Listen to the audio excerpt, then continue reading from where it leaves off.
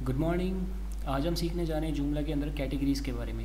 So basically categories का एक बहुत ही इंपॉर्टेंट रोल होता है जुमला के अंदर, क्योंकि आप जब भी कोई आर्टिकल लिखते हो या फिर किसी पेज के लिए आप उसे पब्लिश करते हो तो फिर सबसे पहले उसे हमें एक कैटेगरी असाइन करनी पड़ती है। ओके और कैटेगरी जो होती है वो यूज़ आती है अलग अलग पेज के लिए कैटेगराइज करने के लिए। जैसे मान लीजिए आपके 4 पेजेस हैं किसी वेबसाइट में, होम, अबाउट अस, सर्विसेज और कॉन्टैक्ट, और आप ये चाहते हैं कि अबाउट अस वाले सारे आर्टिकल्स जो हैं अबाउट अस वाले पेज पर जाएँ, तो आपको एक कैटेगरी अबाउट अस के नाम से बनानी पड़ेगी और वो सारे आर्टिकल्स जो होंगे उस अबाउट अस वाली कैटेगरी के अंडर असाइन करने पड़ेंगे।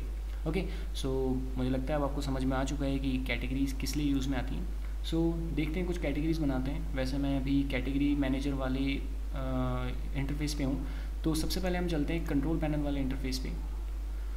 ओके तो कैटेगरी बनाने के लिए हम जाएंगे कंटेंट के अंदर। कंटेंट के अंदर हमारे पास यहाँ पे कैटेगरी मैनेजर और ऐड न्यू कैटेगरी, तो मैं जाऊँगा कैटेगरी मैनेजर के अंदर। सो बाय डिफ़ॉल्ट जुमला एक अनकैटेगराइज नाम की कैटेगरी के साथ आता है। अगर आप कोई कैटेगरी नहीं बनाते और अपना आर्टिकल आप पब्लिश कर लेते हो तो वो आपसे पूछता है कि आप किस कैटेगरी के अंदर में इस आर्टिकल को डालना चाहते हो, और आपके पास सिर्फ एक ऑप्शन होता है अनकैटेगराइज, और आपको वही डालना पड़ता है। लेकिन आप बहुत सारी कैटेगरीज बना सकते हो। कुछ नहीं करना, जस्ट ये ऊपर ग्रीन वाला आपको न्यू बटन दिख रहा है, आप इस पर प्रेस कीजिए और अब आपके सामने एक ऐसा इंटरफेस आ जाएगा जो आपसे पूछेगा कि आपकी कैटेगरी का नाम, उसका एलियास, उसके बारे में डिस्क्रिप्शन आप इजीली डाल सकते हैं। जैसे मान लीजिए मैं यहाँ पे होम नाम की एक कैटेगरी बना रहा हूँ। ओके और एलियास भी मैं इसका होम देता हूँ। एलियास जस्ट फॉर कैप्शन के लिए यूज़ में आते हैं, फिर कभी कभी एसईओ पर्पज़ के लिए यूज़ में आ जाता है।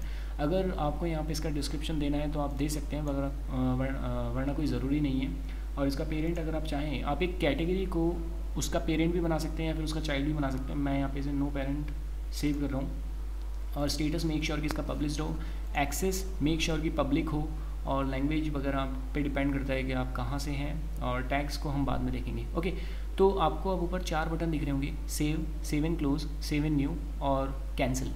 अगर आप सेव करते हैं तो ये कैटेगरी सेव तो हो जाएगी और आप वापस इसी इंटरफेस पे रिडायरेक्ट हो जाएंगे। अगर आप सेव इन क्लोज करते हैं तो ये कैटेगरी सेव हो जाएगी और आप रीडायरेक्ट हो जाएंगे अपने कैटेगरी मैनेजर वाले पेज के ऊपर। अगर यहाँ पे आप सेव एंड न्यू करते हैं तो ये कैटेगरी सेव हो जाएगी और साथ में आप इसी पेज पर वापस आएंगे और यहाँ पर एक नई कैटेगरी बना पाएंगे। कैंसिल करते हैं तो वापस आप कैटेगरी मैनेजर वाले पेज पर चले जाएंगे। तो मुझे एक और नई कैटेगरी बनानी है तो मैं यहाँ पे सेव एंड न्यू करूँगा। अब जैसे ही मैंने सेव एंड न्यू किया तो मेरे पास एक और आप एक मैसेज पढ़ सकते हैं, category successfully saved. Okay so मैं अब एक नई कैटेगरी बना रहा हूँ अबाउट अस के लिए, तो मैंने डाला अबाउट अस। ओके एलियास इस बार में नहीं डाल रहा, डिस्क्रिप्शन आप चाहें तो डाल सकते हैं, parent, no parent, publish, public, tags कुछ नहीं। ओके तो मैं सेव एंड न्यू कर रहा हूँ और एक और कैटेगरी में बना रहा हूँ जिसका नाम होगा सर्विसेज।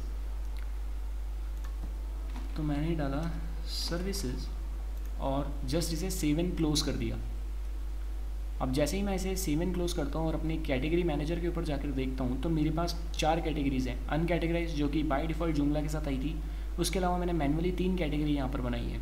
ओके और ऊपर अगर आप देखें तो न्यू बटन है, एक एडिट बटन है, पब्लिश बटन है, अनपब्लिश बटन है।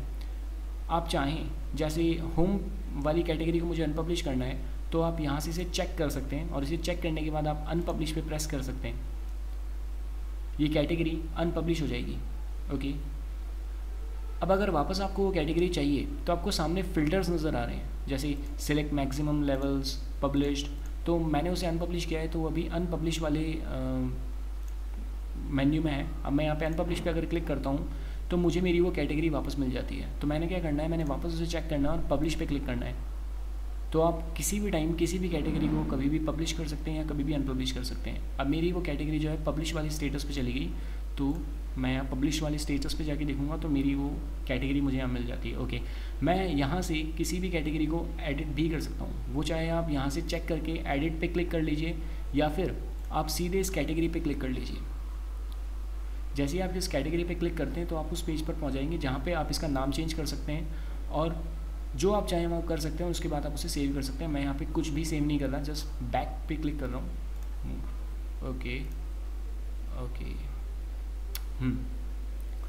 आपने देखा अभी एक छोटा सा लॉक वाला आइकन आ गया। ये आइकन जुमला की तरफ से तब आता है जब जुमला कंफ्यूज हो जाता है कि आपका ये कैटेगरी कहीं और से भी खुली हुई है। तो कुछ नहीं करना, जस्ट यहाँ पे चेक करना है और आपको चेक इन पे क्लिक करना है कि हाँ इसे मैं ही खोल रहा हूँ और कोई नहीं खोल रहा, और अगर कोई खोल रहा है तो वो मेरा ऑथोराइज किया हुआ बंदा है। ओके।